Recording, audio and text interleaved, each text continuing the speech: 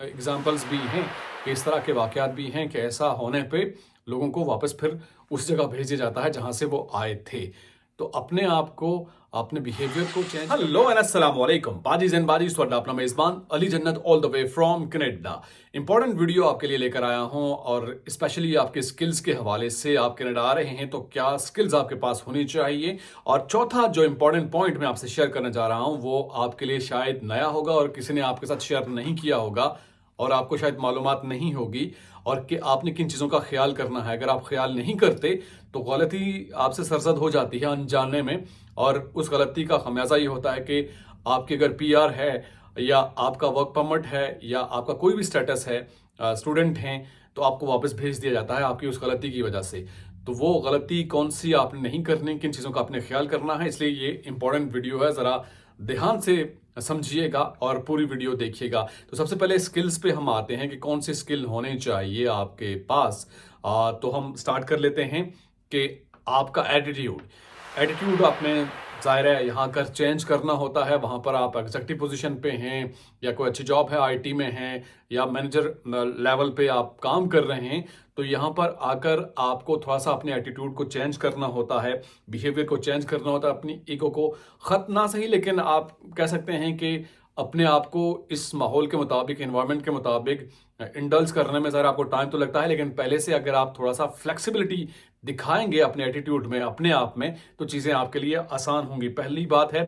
और ज़ाहिर है यहाँ पर जब आप नए आते हैं तो आप अगर किसी से को हेल्प सीख कर रहे हैं, हेल्प ले रहे हैं, तो सबसे पहले थोड़ा सा आप रिसर्च कर लीजिए कि आपने क्या बात करनी है। हेल्प आपको, हर बंदा हेल्प करने के लिए यहाँ तैयार होता है, खास करके किसी को अगर आइडिया हो कि आप न्यू हैं, you are new to Canada, तो आपसे ज़ाहिर है उस तरह से बात की जाती है, कोशिश की जाती है कि आपको ज़्यादा से ज़्यादा हेल्प की जाए।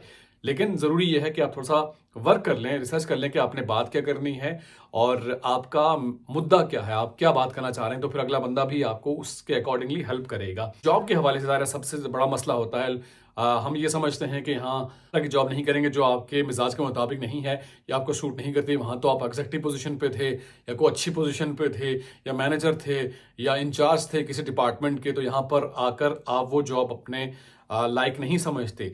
तो इस हिसाब से ज़ाहिर है शुरू में आपको एडजस्ट करना पड़ता है। अगर आप आईटी की फील्ड से थे तो उस लेवल पे यहाँ जॉब हासिल करने के लिए यहाँ की एजुकेशन का होना, कुछ कोर्सेज का करना और अपने आप को यहाँ के माहौल के मुताबिक और एजुकेशन के मुताबिक बनाने में आपको ज़्यादा टाइम लगता है। तो शुरू में 6 महीने, 3 महीने या 1 साल आपको कोई ऐसी जॉब करनी पड़ती है। फ़र्ज़ किया मैंने एक वीडियो में आपको करके दिखाया था कि यहाँ पे झाड़ू लगाना, हम वहाँ पर तसव्वुर नहीं कर सकते कि झाड़ू लगाना, तो ये काम भी करना पड़ता है। मैं ये नहीं कह रहा कि एकदम से आके आप यही काम करें, लेकिन ये काम खुद ही करने होते हैं। तो अपने आप को थोड़ा सा अगर आप मोल्ड करेंगे तो चीज़ें आपके लिए आसान होती जाएंगी, क्योंकि असल मकसद है कि आपका विजन क्या है, आपने करना क्या है, बिजनेस करना है, ग्रो करना है अपने आप को या अपनी स्किल्स को, तो ये ऑल डिपेंड्स ऑन यू। दूसरी चीज़ ये है कि आपकी कम्युनिकेशन आपकी स्ट्रांग होनी चाहिए। लेट्स से आप किसी से बात कर रहे हैं तो आपको मुश्किल आएगी, ज़्यादा इंग्लिश में आप बात करेंगे, तो बेहतर है किसी से बात करने से पहले थोड़ा सा आप प्रिपेयर कर लें, प्रैक्टिस कर लें, फ़ोन में प्रैक्टिस कर लें या मिरर के सामने खड़े होकर प्रैक्टिस कर लें कि आपने क्या बात करनी है, क्या मुद्दा पेश करना है, तो वो चीज़ें आपके लिए आसान हो जाएंगी। लेट्स से आप इंटरव्यू के लिए जा रहे हैं तो आप पहले से प्रैक्टिस में होंगे तो आपका एक तो कॉन्फिडेंस लेवल हाई हो जाएगा और सही तरह से आप अपनी बात बयान कर सकेंगे। पब्लिक स्पीकिंग का भी फेयर जो है वो कम हो जाएगा और इसके अलावा आपकी कम्युनिकेशन बेहतर हो जाएगी, क्योंकि अगर आप बैक होम इंट्रोवर्ट हैं, यानी आपने अपने आप को महदूद किया हुआ है अपने घर तक, आप किसी से इतनी बात नहीं करते, ये बाहर निकलते हैं दुकानदार से बात नहीं करते, बस अपने आप तक ही महदूद रहते हैं, तो मुश्किल होगी आपके लिए। क्योंकि मैं खुद बहुत बड़ा इंट्रोवर्ट था वाइल स्टडी, और फिर आहिस्ता आहिस्ता टाइम के साथ साथ अपने आप को चेंज करना पड़ा, क्योंकि चेंज करना पड़ता है। यहाँ पे आप अगर जा रहे हैं तो जाते हो हेलो हाय, किसी से बात करेंगे और वो आपसे बात करना शुरू हो जाएगा, आपको जानता भी नहीं होगा और वो बात करेगा और फिर वो अपना एक्सपीरियंस शेयर करेगा कि आज का दिन बड़ा अच्छा है, मौसम अच्छा है, और फिर शायद कल की बात करनी शुरू करे, कल के मौसम में उसने क्या एंजॉय किया, क्या ज़्यादा एक्साइटमेंट थी, तो इस तरह से लोग अपना एक्सपीरियंस शेयर करते हैं। तो अगर आप इंट्रोवर्ट होंगे तो आप बात नहीं कर सकेंगे और उसका फ़ायदा क्या होगा?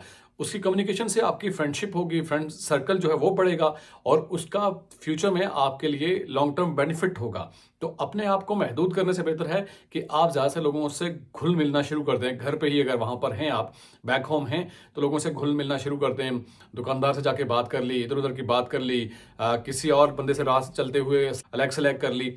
तो वो चीज़ें आपके लिए थोड़ा-सा इन प्रैक्टिस होंगे तो चीज़ें आसान हो जाएँगी। कम्युनिकेशन पे आपने काम करना है और उसके बाद नेटवर्किंग की ही इसी की एक और आगे एग्ज़ाम्पल है कि नेटवर्किंग पे आपने काम करना है। जितना आपकी ताल्लुकात ज़्यादा बनते जाएँगे, चीज़ें आपके लिए आसान होती जाएँगी। आप बेशक लिंक्डइन पे अपनी प्रोफ़ाइल जो है वो मेंटेन करते हैं, आप इंडीड .ca पे या बाकी वेबसाइट्स पे आप करते हैं, लेकिन उसके अलावा एक और जो इम्पोर्टेंट चीज़ होती है वो आपकी नेटवर्किंग, आपकी पीआर, आपका रिलेशन लोगों के साथ कैसा है, कैसे आप चलते हैं लोगों को साथ ताल्लुकात को लेकर, तो वो चीज़ें बहुत इंपॉर्टेंट आपके लिए होती हैं और ख़ास करके जॉब सीकिंग के हवाले से।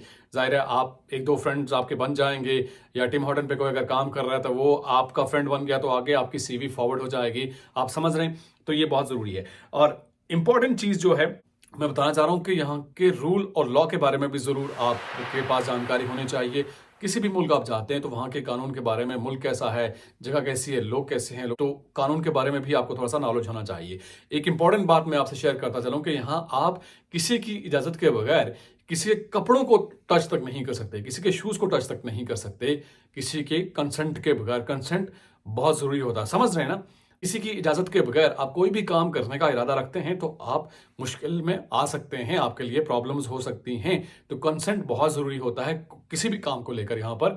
तो मैंने मिसाल दी कि किसी के शूज़ को भी अगर आप टच करेंगे, किसी के ड्रेस को टच करने की कोशिश करेंगे, तो उसमें अगले बंदे की इजाज़त बहुत ज़रूरी होती है। अगर नहीं होगी तो ज़ाहिर है मसाइल हो सकते हैं आपके लिए और जो मैंने स्टार्ट में बात की थी कि ऐसे एग्ज़ाम्पल्स भी हैं कि इस तरह के वाक़यात भी हैं कि ऐसा होने पे लोगों को वापस फिर उस जगह भेजा जाता है जहाँ से वो आए थे। तो अपने आप को, अपने बिहेवियर को चेंज करना है और अपने आप को यहाँ का जो एनवायरनमेंट है, जो सिस्टम है उसके अकॉर्डिंगली आपने अपने आप को लेकर चलना है। तो उसके लिए ज़रूरी है कि पहले से आप इन प्रैक्टिस होंगे तो चीज़ें आपके लिए आसान होंगी। तो ये वीडियो इससे पहले जो एक स्किल की वीडियो थी उसी की एक एक्सटेंशन है और उसमें भी मैंने आपको बताया था कि कौन से काम आपने करने हैं कनाडा आने से पहले और कनाडा आकर कौन से करने हैं। तो उसी की एक ये कड़ी है। आई होप कि ये वीडियो आपके लिए इन्फॉर्मेटिव और हेल्पफुल होगी। ज़रूर मुझे बताइएगा कमेंट बॉक्स में और फेसबुक पे पेज को लाइक कीजिए और यूट्यूब पे ज़रूर सब्सक्राइब कीजिएगा। आपसे मुलाकात होगी नेक्स्ट वीडियो में। टिल देन अल्लाह हाफ़िज़।